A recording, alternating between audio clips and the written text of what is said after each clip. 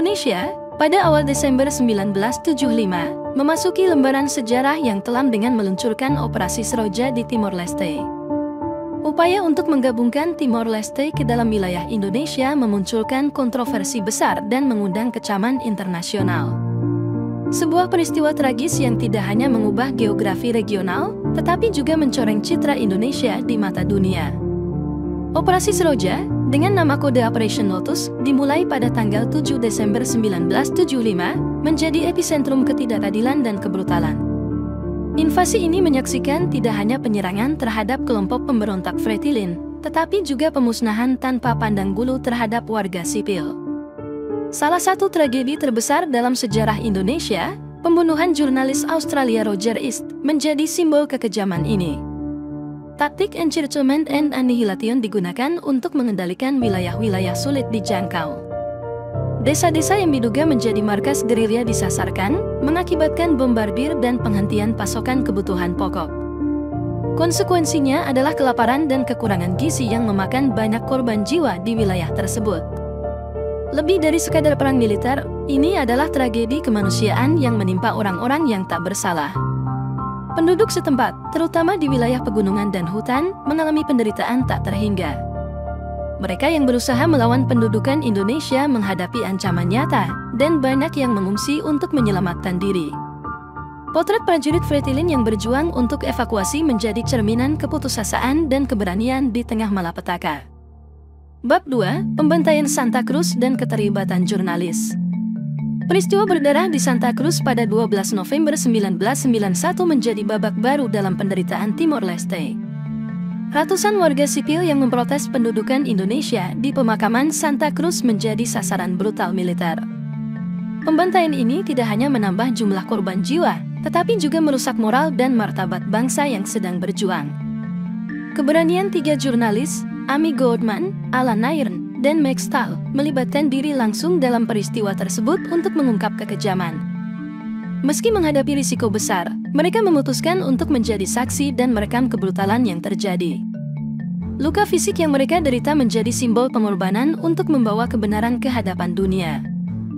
Rekaman kamera yang dibuat oleh jurnalis tersebut menjadi bukti krusial tentang pembantaian Santa Cruz. Dunia menyaksikan horor tersebut melalui media internasional. Kekejaman ini menjadi titik balik yang menciptakan gelombang kecaman internasional terhadap pendudukan Indonesia di Timor Leste. Suara dunia bersatu mengecam tindakan kejam yang terjadi di bawah pemerintahan Orde Baru. Selain menjadi saksi, jurnalis-jurnalis tersebut juga menjadi korban kekerasan militer. Luka yang mereka alami adalah harga yang mereka bayar atas keberanian mereka melawan penindasan. Dengan risiko nyawa, mereka membuka mata dunia terhadap ketidakadilan yang terjadi di Timor Leste. Bab 3, Rekam Jejak Internasional dan Kehancuran Orde Baru. Rekaman dan laporan jurnalis menciptakan gelombang kecaman di tingkat internasional.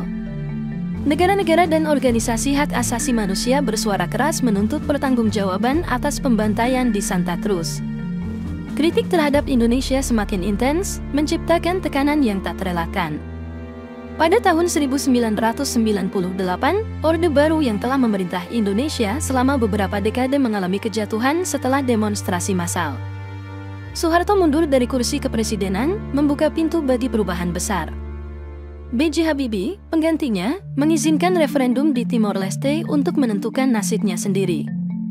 Keputusan ini mencerminkan pergeseran dalam politik Indonesia dan diakui sebagai langkah menuju demokrasi yang lebih baik. Di tengah perubahan politik di Indonesia, pemimpin-pemimpin baru mewarisi tantangan yang diakibatkan oleh pembantaian Santa Cruz.